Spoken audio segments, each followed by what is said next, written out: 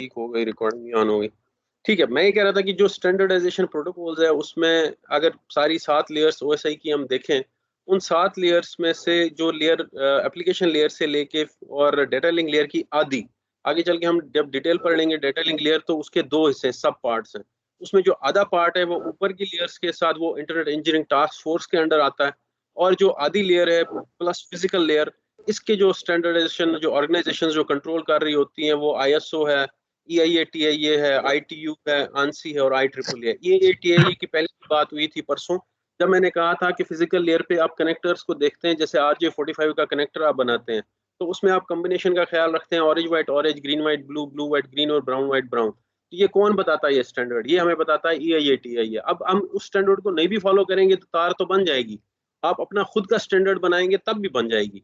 लेकिन कल को जब अगर उस ऑफिस में आप नहीं मौजूद और किसी और को इशू आ गया, उसे ट्रबल शूट करना है, अगर आपने स्टैंडर्ड पे काम नहीं किया होगा तो उसको उस जगह पे ट्रबल शूटिंग में मुश्किल हो जाएगी। अब अंदाजा करें, जहाँ 5,000 नेटवर्किंग की केबल्स डली हो, 5,000 कनेक्शन हो, वहां अगर आप स्टैंडर्ड का ख्याल नहीं करेंगे, अपनी मर्जी से कॉम्बिनेशन बनाएंगे, तो उस हवाले से फिर वो इशू आ जाएगा, वो ट्रबल शूट नहीं हो पाएगा।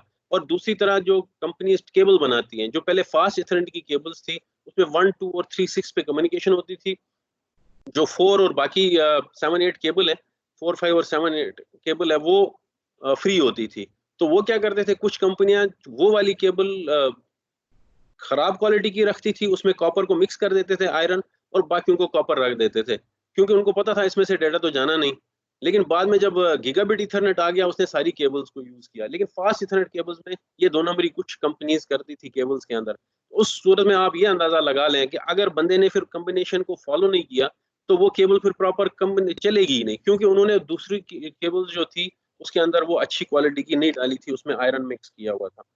अब फिजिकल लेयर स्टैंडर्ड के जो 3 फंक्शंस है कि फिजिकल कंपोनेंट्स कौन से होंगे और एनकोडिंग कौन सी होगी, सिग्नलिंग कौन सी, ये फिजिकल लेयर पे सिग्नलिंग, जैसे आप लोगों ने अगर डेटा कम्युनिकेशन पढ़ी है, उसमें NRZ, NRZI, ये कोडिंग स्कीम्स है, एनकोडिंग सिग्नलिंग स्कीम्स है, जो कैसे इलेक्ट्रिकल सिग्नल के ऊपर सुपर इम्पोज अपने डेटा को किया जाता है। NIC इंटरफेसेस कैसे हैं, केबल मटेरियल क्या है, केबल डिजाइन क्या है, केबल में जो ट्विस्ट होता है उससे भी फर्क पड़ता है, क्योंकि जो ट्विस्ट केबल में होता है उस वो आपस में नॉइज को, जो क्रॉस टॉक को वो खत्म कर रहा होता है। अगर वो ट्विस्ट जितने करीब होंगे उतने केबल अच्छी होगी। अब जो खराब कंपनी होगी वो ट्विस्ट कम रखेगी, उससे केबल कम यूज होगी, उससे केबल का वजन कम हो जाएगा, डिस्टेंस भी कम हो जाएगा। वो जितना ज्यादा ट्विस्ट देगा उतना ही उसको केबल ज्यादा लगेगी। तो ये भी छोटी छोटी चीजें होती हैं, जब आप एक्चुअल जाएंगे प्रोफेशनल लाइफ में, उसमें बहुत छोटी छोटी चीजों को ख्याल करना पड़ता है, ये देखना पड़ता है।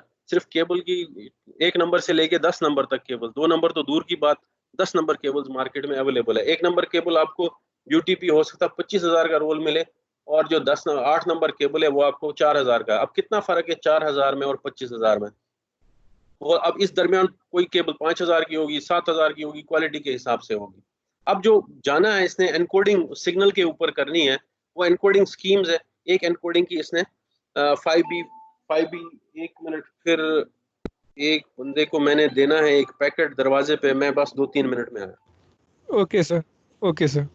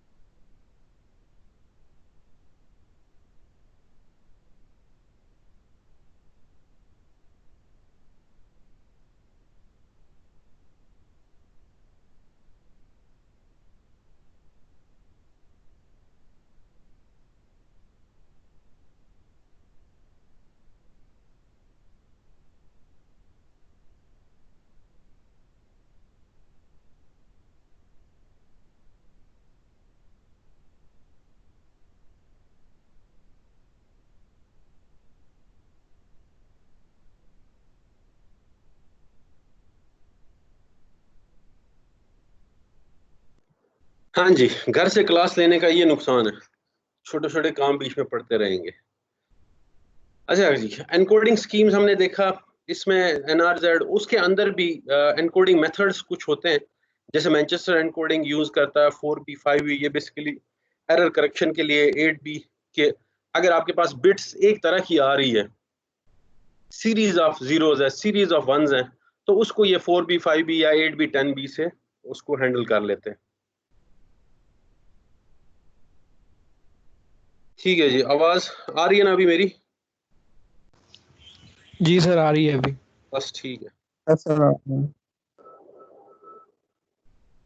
द सिग्नलिंग मेथड्स, अब उसने वो सारी दी हैं कि जो वायरलेस सिग्नल्स के लिए देख लें कि जो सिग्नल यूज कर रहा है माइक्रोवेव सिग्नल्स के लिए ओवर वायरलेस, और जो हमारा डेटा है लाइट पल्स के ऊपर कैसा है, और माइक्रोवेव के ऊपर कैसा है, इलेक्ट्रिकल सिग्नल के ऊपर कैसा जाता है। इलेक्ट्रिकल सिग्नल्स में वो इस तरह से नजर आ जाएगा, लाइट के अंदर तो 0 1 लाइट ऑन ऑफ ही है, और जो बाकी वायरलेस है, सबसे इशू सबसे ज्यादा वायरलेस के अंदर आता है।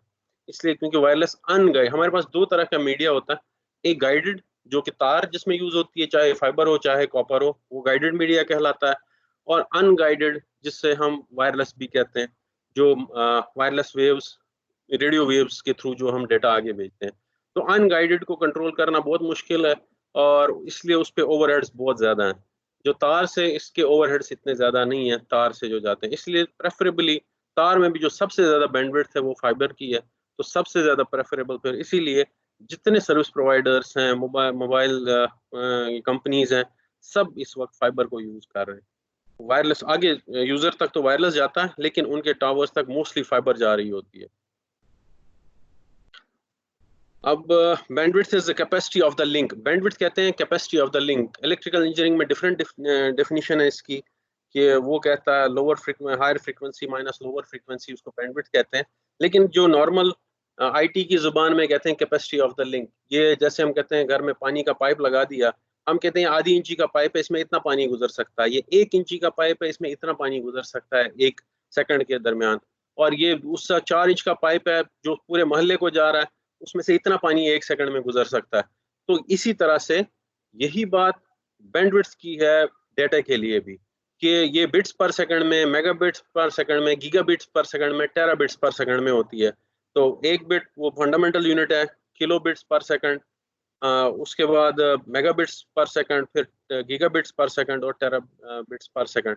ये इस वक्त बैंडविड्थ के जो हमारे पास पैमाने हैं जिनसे हम बैंडविड्थ को मेजर कर सकते हैं। अब लेटेंसी क्या होता है? लेटेंसी जो डिले है, जब एक जगह से दूसरी जगह डेटा जाना है, सोर्स से डेस्टिनेशन तक डेटा ने जाना है, तो उसमें जो रास्ते में टाइम लग गया, तो वो उसे हम लेटेंसी कहेंगे। वो ज्यादा भी लग सकता है, कम भी लग सकता है, डिपेंडिंग ऑन द बहुत सारे फैक्टर्स हैं उसमें। रेजिस्टेंस कितनी है तार की, उसमें अगर कोई साथ और तारें या कोई और चीज लगी है जिससे इलेक्ट्रोमैग्नेटिक इंडक्शन आ रही है, अगर इलेक्ट्रिकल तार है, उससे कितना वो डेटा को रोक रहा है। तो उससे जैसे अगर आप नॉर्मली फ्रिक्शन देखें, आप अ, पत्थर फेंकें दूर तक, तो वो आहिस्ता आहिस्ता जो ग्रेविटेशनल पुल की वजह से, हवा की फ्रिक्शन की वजह से वो नीचे आना शुरू हो जाएगा, जमीन पे गिरेगा। तो यही हाल है कि जब भी हम कहीं डेटा भेजते हैं, तो बहुत सारे जो फैक्टर्स हैं, वो उसमें से एक फैक्टर लेटेंसी है जो उसको थोड़ा डिले उसमें दे देता है। फिर थ्रूपुट क्या होती है? Transfer of bits over media in A given period of time, उसे हम थ्रूपुट कहते हैं। थ्रूपुट में वो ओवरहेड भी शामिल है, और थ्रूपुट में डेटा भी शामिल है, यानी कि डेटा के अस्सलाम साथ जो वालेकुम। हमने। जी, अस्सलाम वालेकुम। वालेकुम सलाम। सर मेरी आवाज़ आ रही है? जी जी, आ रही है। चलें ठीक है सर। सर दरअसल कनेक्शन ज़रा स्लो थे, इसलिए आप जारी रखें सर। ठीक है, तो थ्रूपुट यूज हम कह रहे हैं कि थ्रूपुट जो है वो जो पर्टिकुलर अमाउंट ऑफ डेटा है जिसके अंदर एक्चुअल डेटा भी शामिल है, जो उसको फ्रेम बनाने में लगा वो डेटा भी है, जो पैकेट बनाने में लगा वो डेटा भी है, जो सारा उसको ओवरहेड पड़ा, सारा डेटा सबको हम शामिल करेंगे, और एक जगह से दूसरी जगह तक पहुंचने में उसे हम थ्रूपुट कहेंगे। और गुडपुट किसे कहेंगे? गुडपुट वो डेटा है जो एक्चुअल डेटा हमारे काम का था, जो हमने एक्चुअल डेटा भेजा अगले एंड पे, जिसमें से हम लिफाफे वगैरह सारा बाहर निकाल देंगे, तो उसे हम कहते हैं गुडपुट। तो गुडपुट एक्चुअल जो हमारे पास, तो अब गुडपुट क्या है? Throughput minus traffic overhead. Copper cabling, copper cabling की बात करते हैं। Copper cabling most preferable cabling है लोकल एरिया नेटवर्क के लिए। लोकल एरिया नेटवर्क के लिए जहां तक आप कॉपर केबलिंग कर सकते हैं वही प्रेफरेबल है। वायरलेस वहां पे प्रेफरेबल है जहां आपको ज्यादा बंदे की मूवमेंट चाहिए, उसकी मोबाइल डिवाइस को एक्सेस देनी है, वरना कॉपर ही नॉर्मली प्रेफर किया जाता है। अब लैब्स के अंदर देखें, यूनिवर्सिटीज में तो कॉपर केबलिंग ही यूज होती है। तो इसमें जो कॉपर है उसकी लो रेजिस्टेंस है इलेक्ट्रिकल करंट फ्लो के लिए। अब लिमिटेशंस क्या है? एटेन्यूएशन, कि अगर जो फ्रिक्शन है उसका, जो उसमें रेजिस्टेंस है तार के अंदर, वो उसको उसके अंदर एटेन्यूएशन उसको वीक कर देती है सिग्नल को। और electrical signal is susceptible to interference from two sources. कौन से इंटरफेरेंस इसके अंदर किससे आ सकती है? एक, data corrupt the data that can corrupt the data signals. एक मिनट, फिर एक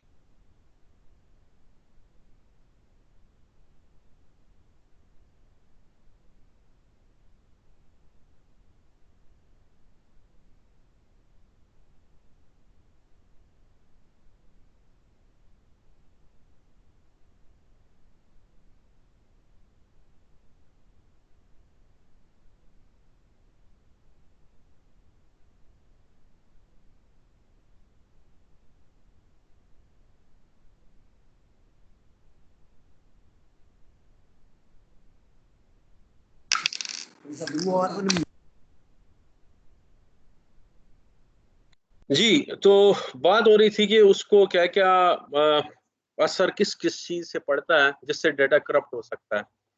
डेटा करप्ट हो सकता है इलेक्ट्रोमैग्नेटिक इंटरफेरेंस और रेडियो फ्रीक्वेंसी इंटरफेरेंस और क्रॉस टॉक। तीन चीजें हो गई। इसमें इलेक्ट्रोमैग्नेटिक इंटरफेरेंस क्या है कि इलेक्ट्रोमैग्नेटिक इंटरफेरेंस या तो अगर आपने तार बिछाई है और साथ उसके बिजली की तार जा रही है, तो बिजली की तार जब उसमें से करंट पास होता है तो वो एक इलेक्ट्रोमैग्नेटिक इंटरफेरेंस बनाती है अपने इर्द गिर्द। अगर आपने ये तार भी उसके करीब गुजारी है, अब वही अगर बिजली की तार 440 वोल्ट की जा रही है, जो थ्री फेज कनेक्शन बिल्डिंग्स में आ रहा है उसके साथ जा रही है, तो फिर आपका जो ये आपने डेटा की तार बिछाई है, ये ज्यादा दूर तक आपका डेटा नहीं लेके जा सकती। वो बहुत जल्दी उस पर इंटरफेरेंस हो जाएगा। इसके केस मेरे पास बहुत सारे मार्केट में आए। एक बंदा मुझे फोन करता है, मैंने ये तार तो डाली है, ये वो एक बिल्डिंग, ये 100 मीटर के अंदर अंदर है, लेकिन ये आगे डाटा नहीं रिसीव कर रहा, ये चल नहीं रही, कनेक्टर ठीक है, सब कुछ ठीक है। वो सिर्फ यही वजह होती है कि उसके साथ बिजली की तारें जा रही होती हैं। तो वहां पे वो उन्होंने उसको ये इस चीज को मद्देनजर नहीं रखा होता कि वो डाटा की तार या तो दूर करे या यूटीपी यूज ही ना करे, वो शील्डेड ट्विस्टेड पेयर यूज करे। वो कॉपर की यूज करे लेकिन शील्डेड करे। और इसी तरह रेडियो फ्रीक्वेंसी, कोई बहुत सारे इस तरह कोई वायरलेस डिवाइसेस ऐसी हैं, जैसे आपके पास माइक्रोवेव ओवन है और इस तरह की, तो वो भी इफेक्ट डालती है डाटा पे। और इसी तरह क्रॉस टॉक एक होता है जो अपना भी सिग्नल होता है, जो डाटा के अंदर तारों में अपना सिग्नल भी जाता है, वो भी एक तार दूसरे तार के साथ, वो भी उसके उसके अंदर वो होता तो करंट बोर्ड छोटा सा 5 वोल्ट का, लेकिन उसका भी एक मैग्नेटिक इंडक्शन बनता है जो कि जिसे क्रॉस टॉक कहा जाता है। वो भी फिर वो कैसे कैंसिल होता है? जो ट्विस्ट होता है तारों के अंदर, वो ट्विस्ट उसको एक दूसरे के नॉइज को कैंसिल कर लेता है, उसको उस तरह से वो हैंडल कर लेते हैं। अब मिटिगेशन क्या है कि strict adherence to cable length limits with mitigate the attenuation. कि आप एक तो केबल लिमिट उतना ही डिस्टेंस केबल की डालें जितनी डॉक्यूमेंट में रिकमेंडेड है। यानी कि अगर 100 मीटर है तो आप 95 मीटर ही डालें, 100 से ज्यादा ना जाएं। फिर उसको आप इन जो इंटरफेरेंसेस हैं इनसे उसको दूर रखें। और उसके अलावा copper cable mitigate cross talk bye twisting. अब दूसरा एक, ऑटोमेटिकली आपने ऐसी केबल अच्छी ली है जिसके ट्विस्ट पर इंच ट्विस्ट ज्यादा है, तो वो ज्यादा इसको मिटिगेट करेगी, तो इसलिए वो ज्यादा बेहतर केबल होगी।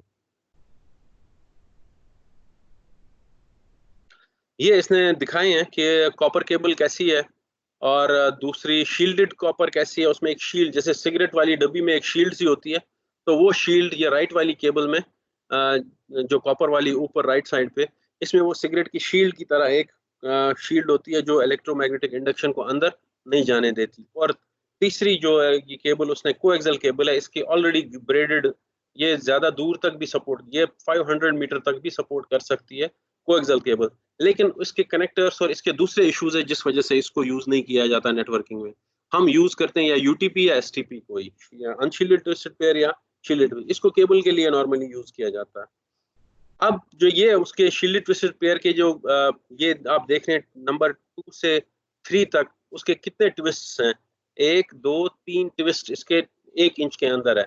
एक केबल जिसके 1 इंच के अंदर एक ही ट्विस्ट हो, एक केबल जिसके 1 इंच के अंदर 4 ट्विस्ट हो, और एक केबल है जिसके 1 ही इंच के अंदर 3 या 2 ट्विस्ट हो, तो उससे पता चलेगा केबल की क्वालिटी क्या है और वो कितना इस इंटरफेरेंस और दूसरी चीजों को कितना बर्दाश्त कर सकती है। तो केबल की क्वालिटी को कॉपर अंदर कितना अच्छा लगा है, ट्विस्ट कितने ज्यादा लगे हुए हैं, कॉपर की गेज कितनी है, कॉपर की क्वालिटी कितनी है, वो 99% कॉपर है नहीं है, ये सारी चीजें अफेक्ट करती हैं जब आप केबलिंग करते हैं। क्योंकि आपने जब भी आप केबलिंग करते हैं किसी बड़ी बिल्डिंग में, किसी बड़े एनवायरनमेंट में, तो आपने ये अंदाजा रखना होता है 20 से 25 साल ये केबलिंग यूज होनी है, तो वो इतनी ही अच्छी होनी चाहिए। कुछ केबल, अगर केबल में आयरन मिक्स है तो आयरन ऑक्सीडाइज होता है हवा में ऑक्सीजन के साथ, और वो पाउडर बन जाएगा 5-8 साल के बाद। तो जो आपने इतनी मेहनत की है केबल डालने में, तो 8 साल बाद अगर वो पाउडर बन गई तो उसका कोई फायदा नहीं। तो इसलिए केबल की क्वालिटी पे बहुत ज्यादा फोकस किया जाता है। फिर इसकी टर्मिनेशन है, RJ45 कनेक्टर से आप इसको टर्मिनेट करते हैं, वो प्रॉपर, उनके भी उस कनेक्टर की भी क्वालिटी होती है, उसकी भी जो तारें होती हैं वो उसमें भी बहुत अच्छी और बुरे होते हैं। एक कनेक्टर आपको 2 रुपए का मिलेगा और एक कनेक्टर आपको 40 रुपए में मिलेगा। अब देख लें, जो 2 रुपए का कनेक्टर होगा वो और 40 रुपए का शक्ल में दोनों सेम होंगे, तो लेकिन फर्क क्यों है? क्योंकि क्वालिटी में फर्क होगा, उसके अंदर जो कॉपर यूज हो रहा है, 2 रुपए वाले में तो कॉपर होगा ही नहीं सिरे से। तो अब जो 10 रुपए वाले में उसमें थोड़ा कॉपर होगा, जो 20 रुपए का होगा उसको ज्यादा कॉपर होगा, जो 40 का होगा उसमें सारा ही कॉपर होगा। तो इस तरह से हम कनेक्टर्स की क्वालिटी को भी देखते हैं। अब यूटीपी की क्या कैरेक्टरिस्टिक्स है कि outer jacket protects the copper wire from physical damage. जो आपको ये इसमें शील्ड नजर आ रही होती है यूटीपी, इसको अनशील्डेड तो कहते हैं, लेकिन आपको शील्ड नजर आ रही है, ये बेसिकली शील्ड नहीं है, इसकी इंसुलेशन है। ये इसकी जो प्लास्टिक इंसुलेशन है, ये प्लास्टिक उसको नहीं रोकता, इलेक्ट्रोमैग्नेटिक इंटरफेरेंस को नहीं, इसीलिए इसको अनशील्डेड ट्विस्टेड कहते हैं। और कलर, इसमें कलर कोडिंग है आपके पास चार, एक तो orange white, orange green white, blue blue white green और ब्राउन वाइट ब्राउन, ये इसके 8 कलर्स होते हैं, तो जिनके जरिए आप एक स्टैंडर्ड कनेक्टर इसका बना लेते हैं। शील्ड ट्विस्टेड पेयर वही तारे हैं, अब उसमें जो दो दो तारे हैं, कुछ तारे तो इतनी अच्छी क्वालिटी की शील्डेड होती हैं, जो दो दो तारे हैं वो उनपे भी शील्ड होता है, फिर सारी मिला के जो 8 तारे हैं उनपे एक और शील्ड होती है। तो कुछ में ये होता है सिर्फ 8 तारों पे एक शील्ड होती है, अंदर दो दो तारों पे कोई शील्ड नहीं होती। लेकिन जो बहुत ज्यादा अच्छी क्वालिटी की है उनमें दो दो तारों पे भी शील्ड होगी, फिर सबको मिला के 8 तारों पे भी एक शील्ड होगी, तो वो शील्ड ट्विस्टेड पेयर भी कहा जाता है और फॉइल्ड ट्विस्टेड पेयर भी कहा जाता है, क्योंकि वो फॉइल होती है उसके ऊपर। तो ये इसको EMI और RFI प्रोटेक्शन प्रोवाइड कर देती है। कोएक्सियल केबल में आपके पास आउटर जैकेट होती है केबल, और फिर एक ब्रेडेड वायर होती है, और उसके अंदर बहुत मोटा प्लास्टिक होता है, उसके अंदर एक कोर कंडक्टर जा रहा होता है। ये बहुत ज्यादा इसकी डाटा कैपेसिटी होती है, लेकिन चूंकि इसके कनेक्टर्स की वजह से ये ज्यादा, ये सिर्फ केबलिंग वगैरह में या एंटीनास के लिए यूज होती है ज्यादातर। यूटीपी केबलिंग वो बात हुई कि ये कैंसिलेशन करते हैं जो इसके ट्विस्ट हैं, और EMI RFI को प्रोटेक्ट उससे करती है, केबल को, क्रॉस टॉक को प्रोटेक्ट करती है, और यही ज्यादातर प्रेफरेबल है नेटवर्किंग के अंदर, यूटीपी केबल। तो इसको लेकिन आपने इलेक्ट्रिकल केबल से दूर रखना है। इसकी केबल टाइप्स कौन सी होंगी, केबल लेंथ कौन सी होगी, कनेक्टर्स कौन यूज करेंगे, केबल टर्मिनेशन कैसे करेंगे, केबल की टेस्टिंग मेथड्स क्या होंगे। अब ये बाकी चीजें तो हमने पढ़ ली, टेस्टिंग मेथड हमने नहीं पढ़ा। हम जब केबलें डालते हैं तो फिर हम इनको टेस्ट भी करते हैं कि ये सारी ठीक है, इसकी डिस्टेंस कितना है, इसमें बीच में कोई इंटरफेरेंस तो नहीं है। उसके लिए स्पेशल टेस्टर्स आते हैं। एक तो टेस्टर आता है जो हम नॉर्मली 3-4 हज़ार का लेते हैं, उससे सिर्फ ये पता चलता है ये केबल ठीक है, टेस्ट कनेक्टेड है, ये सारी चीजें हमने टेस्ट की है, कनेक्टेड है। वो ये नहीं बताती इसकी लेंथ कितनी है, वो ये नहीं बताती इसमें रास्ते में कोई इंटरफेरेंस है, रास्ते में कोई अटेन्यूएशन हो रही है इसमें, ये कोई चीज नहीं बताती। तो उसके लिए स्पेशल टेस्टर्स हैं, जैसे एक टेस्टर है जैसे फ्लूक मीटर कहते हैं, वो टेस्टर तकरीबन कोई 8-10 लाख का टेस्टर मिलता है, लेकिन वो ये हर चीज बताता है, इस केबल की प्रॉपर्टीज, सारी प्रॉपर्टीज बता देता है, इसमें एटेन्यूएशन कितनी है, इसमें लॉस कितना आ रहा है, इसमें रास्ते में कोई इशू है, इसकी लेंथ कितनी है, वो ये सारी चीजें बताता है। उससे फिर ये पता चल सकता है उस रिपोर्ट से कि ये केबल असली है या ये 2 नंबर केबल है, उस रिपोर्ट से। तो वरना नॉर्मली और कोई तरीका नहीं है, या तो आपके पास वेंडर पता हो वो आपको अच्छी चीज दे रहा हो। और इसमें IEEE ने जो एस्टेब्लिश किए हैं स्टैंडर्ड्स, वो है कैटेगरी 3, कैटेगरी 5, कैटेगरी 6। अब आजकल कैटेगरी 7 केबल भी आ गई है ईथरनेट की, उसकी गेज थोड़ी मोटी है, और उसकी क्वालिटी उसमें मेरे ख्याल 99.9% कॉपर है, और वो गीगाबिट से 10 गीगाबिट तक सपोर्ट करती है। वो 10 गीगाबिट ट्रैफिक को सपोर्ट करती है। कैट 6 गीगाबिट को सपोर्ट करती है। कैट 5 तो भी 5 गीगा इथर फास्ट इथरनेट इन 100 Mbps 5E गीगाबिट करती है। कैट 3 बिल्कुल वो 100 Mbps के लिए ही यूज होती है।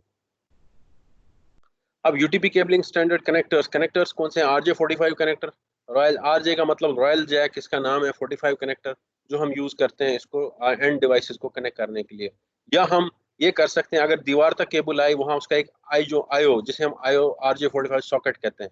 जिस तरह टेलीफोन का एक छोटा सा सॉकेट होता है घरों में, उसी तरह RJ45 सॉकेट भी मिलता है। और इसमें टूल फ्री और टूललेस आईओज, इसे सॉकेट भी कहते हैं, वो भी मिल जाते हैं मार्केट से, जिसमें टूल्स की जरूरत नहीं होती, हाथ से ही वो कनेक्शन हो जाता है उसका। तो ये सारी चीजें आजकल मार्केट में अवेलेबल, और ये उसका AATA का कॉम्बिनेशन है। जैसे T568A और T568B, ये दो तरह के, यानी कि एक ऑरेंज वाइट ऑरेंज से राइट वाला शुरू हो रहा है और लेफ्ट वाला ग्रीन वाइट ग्रीन से शुरू हो रहा है। तो इसका मतलब अगर हम एक तरफ केबल को करें green white green, orange white blue, blue white orange और ब्राउन वाइट ब्राउन, दूसरी तरफ करें orange white orange, green white blue, blue white green, brown white brown, तो ये केबल क्रॉस कवर केबल बनेगी। जब भी हम नेटवर्क के ऊपर लाइक डिवाइसेस, सिमिलर डिवाइसेस को जोड़ते हैं तो फिर हम क्रॉस ओवर केबल यूज करते हैं। जब आप दो पीसीज को आपस में डाटा कम्युनिकेशन कराना चाहें तो आप क्रॉस ओवर केबल यूज करेंगे। लेकिन जब आप अनलाइक डिवाइसेस के दरमियान कम्युनिकेशन कराना चाहेंगे तो आप स्ट्रेट केबल यूज करेंगे। स्ट्रेट केबल में दोनों तरफ से सेम कम्बिनेशन होगा, या तो ये लेफ्ट वाला कम्बिनेशन ग्रीन वाइट वाला, व्हाइट ग्रीन वाला, या ऑरेंज वाइट वाला, लेकिन दोनों तरफ से सेम होगा। अगर दोनों तरफ आप, एक तरफ आपने ग्रीन वाइट से शुरू किया, दूसरी तरफ ऑरेंज वाइट से शुरू किया, तो ये क्रॉस केबल बन जाएगी। ये फिर उसके लिए काम नहीं करती। नॉर्मली मार्केट में जो आती हैं ड्रॉप केबल्स वो स्ट्रेट होती हैं। और इसके अलावा एक केबल होती है रोल ओवर केबल, जो सिस्को की प्रोप्राइटरी है। वो डिवाइसेस को कनेक्ट करने के लिए कंसोल केबल के लिए यूज होती है। उसमें 1 8 के साथ कनेक्ट होगा, 2 7 के साथ, 3 6 के साथ, 4 5 के साथ, इसी तरह से ये रिवर्स, बल्कि एक तरफ से इस तरह केबल है, दूसरी तरफ एग्जैक्टली उल्टा उसको कर दें तो उसे रोल ओवर केबल कहते हैं। तो वो कंसोल डायरेक्ट डिवाइस को सिस्को राउटर या स्विच के साथ कनेक्ट करने के लिए console cable roll over cable use होती है। एक स्ट्रेट केबल हो गई, एक क्रॉसओवर केबल हो गई, और एक रोल ओवर केबल हो गई। स्ट्रेट केबल अनलाइक डिवाइसेस जैसे कंप्यूटर और स्विच के दरमियान आपने कनेक्शन करना है तो स्ट्रेट केबल यूज होगी। अब स्विच टू स्विच या कंप्यूटर टू कंप्यूटर करेंगे तो फिर आप क्रॉसओवर केबल यूज करेंगे। आपने कंसोल केबल डायरेक्ट उसको कॉन्फ़िगरेशन के लिए एक्सेस करना है स्विच और राउटर को, तो रोल ओवर केबल यूज करेंगे। इसके बाद आ गई, ये तो थी यूटीपी। उसके बाद fibre optic cabling. Fibre optic cabling कौन सी है? ये यूटीपी की तरह आम नहीं है। ज्यादातर अपलिंक्स के लिए, बैकबोन के लिए यूज होता है और लॉन्ग डिस्टेंस के लिए यूज होता है। फाइबर के आने से बहुत बड़ा इनकलाब दुनिया में आ गया कम्युनिकेशन में। फाइबर की दो किस्म की केबल्स हैं, एक को कहते हैं सिंगल मोड केबल और एक को कहते हैं multi mode cable. Single mode cable में हम यूज करते हैं जो सोर्स लाइट के लिए सोर्स यूज करते हैं, वो करते हैं लेजर यूज सिंगल मोड के, क्योंकि दूर तक जाना है तो लेजर दूर तक जा सकता है। और जो मल्टी मोड केबल है उसके लिए करते हैं एलईडी, लाइट एमिटिंग डायोड। ये हम एलईडी यूज करते हैं क्योंकि उसमें शॉर्ट डिस्टेंस मैक्सिमम 2 किलोमीटर तक यूज होना होता है। और जो मल्टी मोड केबल है उसमें रिफ्लेक्ट होती है, छोटे छोटे फासले के बाद रिफ्लेक्शन के साथ लाइट जाती है। और जो सिंगल मोड केबल है उसमें स्ट्रेट लाइन के थ्रू लाइट जाती है, उसमें रिफ्लेक्शन के थ्रू नहीं जाती। तो ये सारी थी ये उसकी फाइबर ऑप्टिक केबल की। और कोई आपसे पूछे फाइबर ऑप्टिक केबल की क्या प्रॉपर्टीज है, यानी कि उसमें बैंडविड्थ कितनी सपोर्ट करता है, तो fibre optic cable unlimited bandwidth support करता है। डिपेंड करेगा, आप फास्ट इथरनेट डिवाइसेस लगा दें दोनों एंड से तो वो फास्ट इथरनेट चलेगा, आप गीगाबिट लगा दें तो वो गीगाबिट चलेगा, आप 10 गीगा लगा दें तो वो 10 गीगा चलेगा, आप 40 गीगा लगा दें तो 40 गीगा चलेगा। लेकिन फाइबर की अनलिमिटेड अपनी स्पीड है, जिस तरह की आप डिवाइसेस लगाएंगे उस तरह का डाटा उस पर ट्रांसफर हो जाएगा। और फाइबर बहुत बारीक जितना फाइबर होता है, और ये दो किस्म के होते हैं, एक होता है प्लास्टिक का और एक होता है ग्लास का। ग्लास का ज्यादा ब्रिटल होता है और एक प्लास्टिक का होता है। और उन फाइबर्स के ऊपर कलर कोडिंग होती है, क्लैडिंग होती है, और क्लैडिंग के ऊपर कलर्स होते हैं। तो उसमें भी फिर कलर्स होते हैं। अगर कोई 8 कोर फाइबर है उसकी क्या कलर कोडिंग होगी, अगर 16 कोर है, 24 कोर है, 48 कोर है, 150 कोर तक, 200 कोर तक फाइबर मिलती है। तो क्योंकि ये एक दफा बिछा दी एक शहर से दूसरे शहर। और इसमें फिर जैकेट्स आउटडोर फाइबर होती है, इंडोर फाइबर होती है, फिर एरियल फाइबर होती है, अंडरग्राउंड बरीड फाइबर होती है। अंडरग्राउंड बरीड में फिर सिंगल आर्मर्ड होती है, डबल आर्मर्ड होती है। वो फिर डिपेंड करता है आपको कितनी, जैसे अंडर सी है उसको कोई शार्क भी चक मार सकती है, जहाज गुजर सकता है, तो वो बहुत उसकी प्रोटेक्शन रखी जाती है। तो ये केबल्स बहुत ही ज़्यादा फिर उसको स्ट्रेंथ दी जाती है, यानी कि दो उनमें स्टील शील्ड्स होती हैं और उसके अंदर फाइबर तो उतनी बारीक उसके अंदर भी होगी, सारी चीज़ प्रोटेक्शन की है। तो प्रोटेक्शन कैसी उस पर लगी हुई है, उस हिसाब से वो फाइबर होती है। और ये इस वक्त भी फाइबर की जो डिवाइसेस 100 किलोमीटर तक आपको without any intermediate device data भेज सकते हैं। वो फिर इस तरह की डिवाइसेस मार्केट में अवेलेबल है। वो उतनी महंगी भी होगी। जब आप मार्केट में लेने जाएंगे, आप कहेंगे मैंने 5 किलोमीटर तक डाटा भेजना है, उसकी एक प्राइस होगी। फिर आप कहेंगे नहीं मैंने 20 किलोमीटर तक डाटा भेजना है, उसकी दूसरी प्राइस होगी। फिर आप कहेंगे मैंने 50 किलोमीटर तक डाटा भेजना है, तो उस डिवाइस की और प्राइस होगी, उसकी फिर ज्यादा प्राइस होगी। अब फाइबर ऑप्टिक कहाँ यूज होती है? एंटरप्राइज नेटवर्क्स में बैकबोन केबलिंग, जो बैकबोन कहलाता है, एक बिल्डिंग से दूसरी बिल्डिंग या फ्लोर्स को भी इससे जोड़ा जा सकता है। अगर ज्यादा दूर है, एक बिल्डिंग को दूसरी बिल्डिंग से जोड़ा जा सकता है, तो इसे बैकबोन कहा जाता है ज्यादा। तो एंटरप्राइज नेटवर्क्स में बैकबोन केबलिंग के लिए फाइबर यूज होती है। फाइबर टू होम, जैसे नयाटेल इस्लामाबाद में, वो घरों तक फाइबर लेके जाती है, fibre to home. Long haul networks जैसे यही मोबिलिंक है, इनका जो बैक एंड नेटवर्क टावर्स के दरमियान नेटवर्क है, वो बैक हॉल नेटवर्क कहलाएगा, लॉन्ग हॉल नेटवर्क कहलाएगा। जैसे पीटीसीएल है, तो वो लॉन्ग हॉल नेटवर्क के अंदर भी फाइबर यूज होती है। सबमरीन केबल नेटवर्क्स, उधर भी यही हाई स्पीड और वहाँ अच्छी जो केबल, बहुत ही स्ट्रॉन्ग केबल्स यूज होती हैं फाइबर ऑप्टिक की। फाइबर ऑप्टिक तो स्ट्रॉन्ग नहीं होती, जो उसकी बाकी प्रोटेक्शन है वो बहुत स्ट्रॉन्ग होती है। ये फाइबर के कनेक्टर्स हैं। इसको आप एसटी कनेक्टर है, एलसी कनेक्टर है, एससी कनेक्टर है और एससी मल्टी मोड है। अब जब मार्केट में जाएंगे तो आपको कोई कहेगा मुझे एससी टू एलसी दे दें, पैच कार्ड दे दें। पैच कार्ड होता है जो हम ओएफडीएफ कहते हैं, ऑप्टिकल फाइबर डिस्ट्रीब्यूशन फ्रेम। हम जब एक बिल्डिंग से दूसरी बिल्डिंग फाइबर लेके जाते हैं तो वहाँ ओएफडीएफ लगाते हैं, जिसे ऑप्टिकल फाइबर डिस्ट्रीब्यूशन फ्रेम कहते हैं। उसमें जो होगा, उसमें अगर हमने एलसी कनेक्टर लगाया और दूसरी तरफ हमारा इक्विपमेंट एससी कनेक्टर को सपोर्ट करता है, तो हमें एक पैच कार्ड चाहिए जो एससी टू एलसी सपोर्ट दे रही होगी। तो इस तरह हम कन्वर्टर्स, इनको कनेक्टर्स को कन्वर्जन के लिए भी यूज कर लेते हैं। ये मुख्तलिफ, जो ऑरेंज केबल है ये ज्यादातर मल्टी मोड को आइडेंटिफाई करती है, और जो येलो केबल है ये सिंगल मोड को आइडेंटिफाई करती है। और ये पैच कॉर्ड्स नजर आ रही हैं हमें। फाइबर वर्सेस कॉपर, अगर फाइबर और कॉपर को करें तो यूटीपी केबलिंग भी 10 गीगाबिट तक तो मैंने कहा कैटेगरी 7 सपोर्ट करती है, लेकिन फाइबर अभी तक मार्केट में 100 गीगाबिट्स पर सेकंड की डिवाइसेस अवेलेबल है। तो इसका मतलब फाइबर बहुत ज्यादा डाटा कैरी कर सकती है।